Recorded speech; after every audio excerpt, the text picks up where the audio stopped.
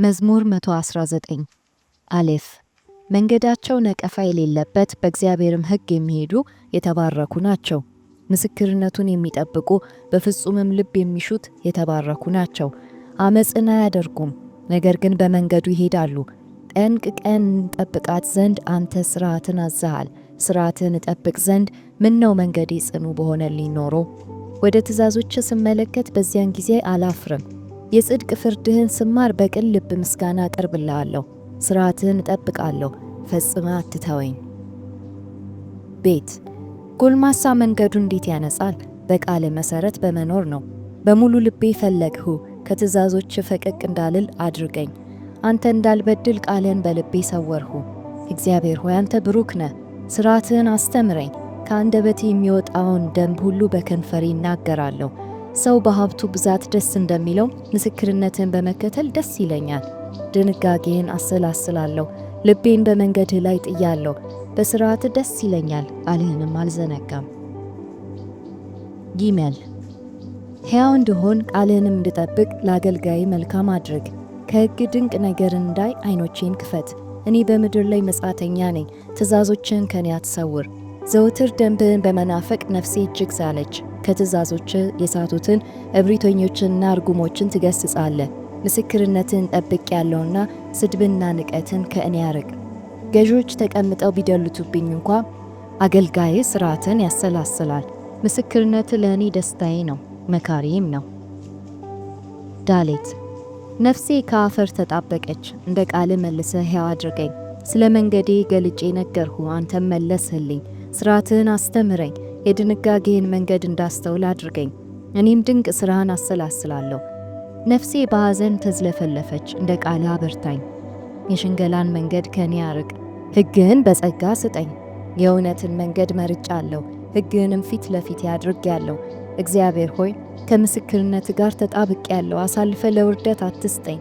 ልቤን አስፍተህልኛልና በትእዛዞች መንገድ ሮጣለሁ። እግዚአብሔር ሆይ የሥርዓትን መንገድ አስተምረኝ፣ እኔም እስከ መጨረሻው ጠብቀዋለሁ። ሕግን እንድጠብቅ በፍጹም ልቤም እንድታዘዘው ማስተዋልን ስጠኝ። በእርሷ ደስ ይለኛልና በትእዛዝ መንገድ ምራኝ። ከራስ ጥቅም ይልቅ ልቤን ወደ ምስክርነት አዘንብል። ከንቱ ነገር ከማየት ዓይኖቼን መልስ። በራስ መንገድ እንደገና ሕያው አድርገኝ። ትፈራ ዘንድ ለአገልጋይ የገባውን ቃል ፈጽም። የምፈራውን መዋረድ ከኔ ያርቅ። ደንብ መልካም ነውና፣ እነሆ ድንጋጌን ናፈቅሁ። በጽድቅህ ሕያው አድርገኝ። ዋቭ እግዚአብሔር ሆይ ምሕረትህ ወደ እኔ ይምጣ፣ ማዳንም እንደ ቃል ይላክልኝ። በቃል ታምኛለሁና ለሚሰድቡኝ መልስ እሰጣለሁ። ሕግህን ተስፋ አድርጌያለሁና የእውነትን ቃል ከአፌ ፈጽማ አታርቅ። ከዘላለም እስከ ዘላለም ሕግህን ዘወትር እጠብቃለሁ። ሥርዓትህን እሻለሁና እንደ ልቤ ወዲያ ወዲህ እመላለሳለሁ። ምስክርነትን በነገሥታት ፊት እናገራለሁ፣ ይህን በማድረግም እፍረት አይሰማኝም። እኔ ወደዋለሁና በትእዛዝ ደስ ይለኛል። እጆቼን ወደምወዳቸው ትእዛዞች አነሳለሁ፣ ሥርዓትህንም አሰላስላለሁ። መዝሙር 119 ከሁሉም መዝሙራት ረዥም መሆኑ ይታወቃል እና መዝሙሩ በአክሮስቲክ ንድፍ ወይም በዕብራይስጡ የአቡጊዳ የፊደል ገበታ መሰረት ቅደም ተከተሉን ጠብቆ የተጻፈ ነው። ማለትም እያንዳንዱ ስኒ ሲጀምር አሌፍ፣ ቤት፣ ጊሜል እያለ ይወርዳል። ስለዚህ በአሌፍ ስር የተወሰኑ መስመሮችን እናገኛለን። ስለዚህ እያንዳንዱ ቃል ሲጀምር በአ ይጀምራል። በቤት ስርም የተወሰኑ ቁጥሮች እናገኛለን። ስለዚህ በበ የሚጀምር ቃል ተጠቅሞ ግጥሙን ይጽፈዋል። በጊሜል ስርም ደግሞ በገ የሚጀምርን ቃል ተጠቅሞ ወዘተ እያለ ወደ ታች 22ቱንም የዕብራይስጥ ፊደላት ተጠቅሞ የሚወርድ ነው። ልክ እንደ መዝሙር 1 ሁሉ ወደ እግዚአብሔር ቃል ወደ ሕግጋቱ እንድንመለስ ጥሪ የሚያቀርብ ምዕራፍ ነው። ምን ይለናል? ቃሉና እግዚአብሔር አንድ ናቸው ይለናል። ለእግዚአብሔር መሰጠት ማለት ለቃሉ መሰጠት ነው። ለሁለቱ መሰጠት ደግሞ የሚያስገኘው በረከት ብዙ ነው እያለ ይነግረናል። ለቃሉ የተገዛና በቃሉ ላይ የሚያምፀው ልዩነቱ በጣም ያስታውቃል እያለ ያነጻጽርልናል። እና ምንም እንኳ ሁልጊዜ የሚመች ሁኔታ ውስጥ ባትሆኑም በማይመችም ጊዜም ተጨንቃችሁም ቢሆን ቃሉን መጠበቅ ያዋጣል እያለ ደግሞ ይናገራል። የእግዚአብሔርን ቃል ማዕከላዊ ስፍራ ይሰጠዋል። ወደ እግዚአብሔር ቃል እንድንመለስ ሁልጊዜ በቃሉ ውስጥ እንድንኖር ቃሉ እንድናሰላስል በቃሉ ውስጥ በጥሞና እንድንቀመጥ ይጋብዛል ይሄ ክፍል። ስለዚህ የእግዚአብሔርን ቃል ወደ አስተንትኖት ውስጥ ከመግባቱ በፊት 8 ስያሜዎችን እንደሰጠ እንመለከታለን። የእግዚአብሔርን ቃል 8 የተለያዩ መጠሪያ ስሞችን ይሰጣል ይሄ ክፍል። ብዙ የምንጠቀመውና የምናውቀው የመጀመሪያው ቶራ ነው። ቶራ ሕግ የሚለውን ይይዛል። ሁለተኛው ኤዶት ነው። ሶስተኛ ሁኪም፣ አራተኛ ሚሽፓቲም፣ አምስተኛ ፒቁዲም፣ ስድስተኛ ሚጽቮት፣ ሰባተኛ ዴቫር፣ ስምንተኛ ኢምራ ይላል። ስለዚህ እነዚህ በሙሉ ለእግዚአብሔር ቃል ውብ በሆኑና ዘይቤያዊ በሆኑ መጠሪያዎች የዋሉ ቃላቶች ናቸው። እና ምን ይለናል? በእነዚህ ተሰማሩ፣ ሾምሬ ይለናል። ጠብቋቸው፣ ተሰማሩ፣ በእነዚህ ተመላለሱባቸው፣ አረማመዳችሁ እነዚህን በጠበቀ ይሁን።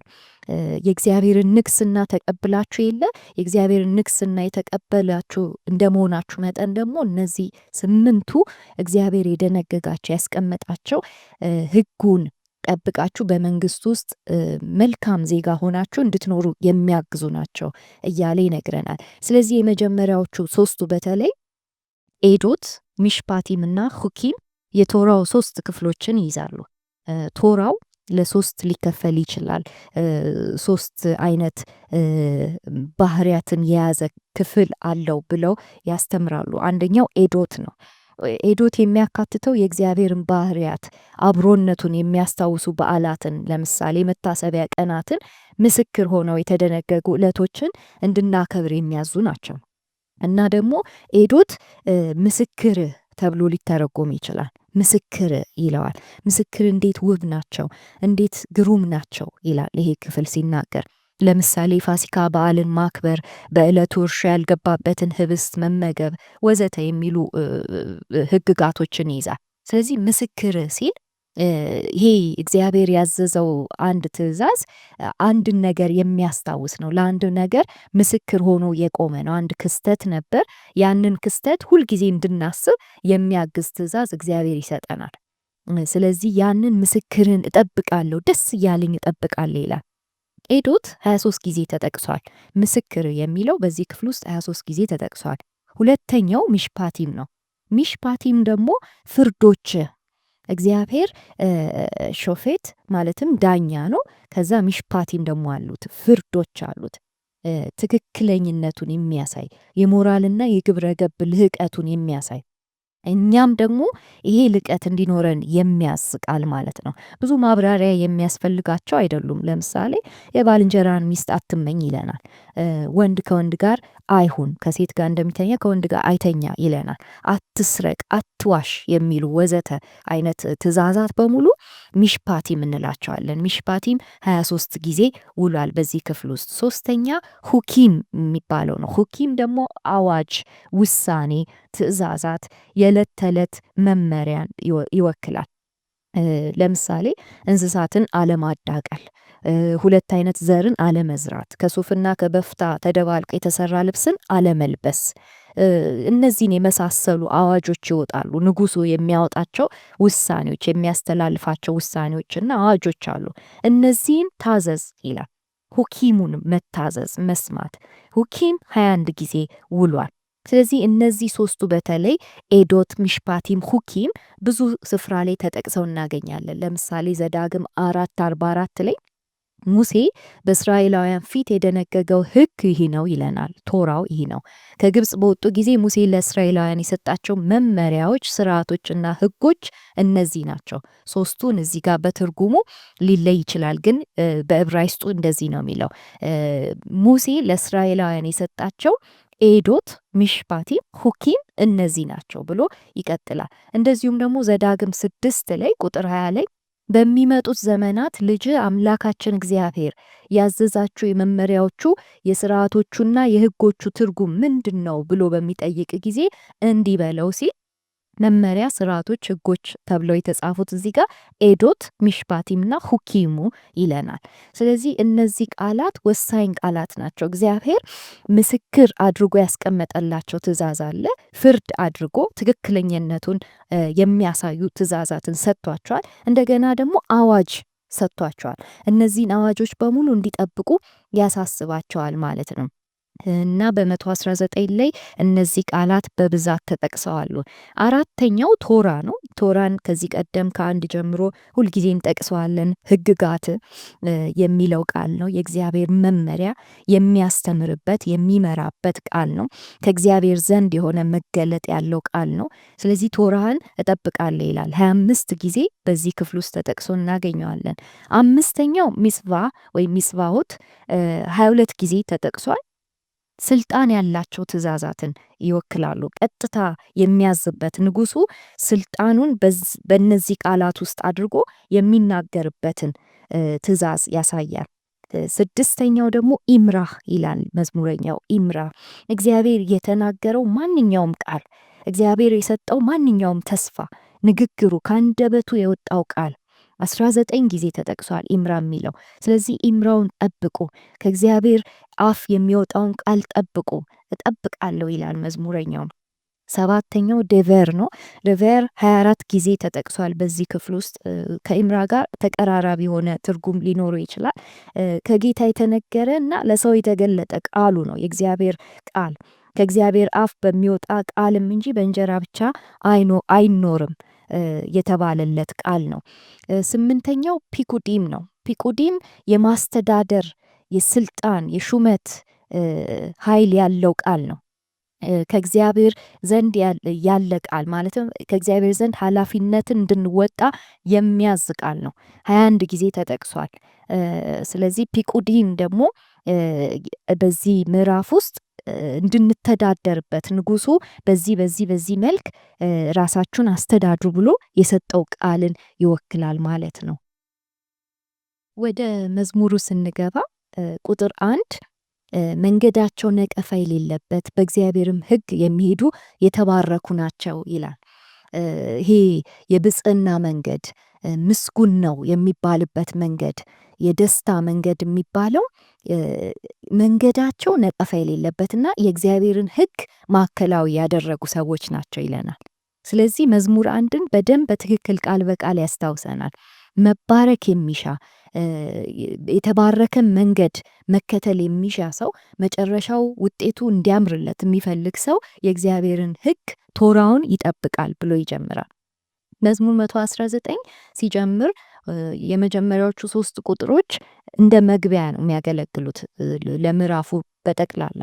ስለዚህ መቅድሙ ላይ የምስጋና መንገድ የብጽዕና መንገድ ትፈልጋላችሁ ይለናል። ከፈለጋችሁ የእግዚአብሔርን ሕግ ጠብቁ፣ ነቀፋ የሌለበትን መንገድ ምርጫችሁ አድርጉ ይለናል። የመዝሙር 119 መቅድም የመጀመሪያዎቹ 3 ቁጥሮች ወሳኝ ናቸው። መደምደሚያው ላይ ያሉት 3 ቁጥሮች ወሳኝ ናቸው፣ የምዕራፉን ጭብጥ በአጭሩ አንኳር ሐሳቡን ስለሚገልጹልን። ስለዚህ መዝሙር 119 ቁጥር 1 አሌፍ ስር ነው ያለው። አሌፍ 8 ቁጥሮችን ይዟል።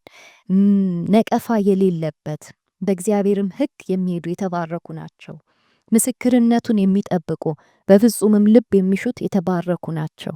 አመፅን አያደርጉም፣ ነገር ግን በመንገዱ ይሄዳሉ ይለናል። ቁጥር 1 መንገድ ይላል፣ ቁጥር 3 በመንገድ ይሄዳሉ ይለናል። ስለዚህ ያኛውን ተቃራኒውን የጨለማውን መንገድ የማይፈልጉ ግን የሚፈልጉት መንገድ የእግዚአብሔርን መንገድ የሆኑ ሰዎች ምስክርነቱን፣ ቶራውን፣ ኤዶቱን የጠበቁ በፍጹም ልባቸው የሚሹት የተባረኩ ናቸው እያለ ይጀምራል። ልክ መዝሙር 1 ላይ እንደሚያነጻጽርልን ሁሉ የሕግ ጠባቂዎች አሉ፣ በሕግ ላይ ደግሞ አመፅን የሚያደርጉ አሉ፣ የሚያምፁ አሉ። ይሄ እግዚአብሔር አያስተዳድረኝም፣ ንግስናውን አልቀበልም የሚሉ አሉ። እነሱን የማይመርጡ የእነሱን መንገድ የማይመርጡ ብሩካን ናቸው ብሎ ይጀምራል። ቁጥር 4 ጠንቅቀን እንጠብቃት ዘንድ አንተ ስርዓትን አዘሃል፣ ስርዓትን እጠብቅ ዘንድ ምን ነው መንገዴ ጽኑ በሆነልኝ ኖሮ ይላል።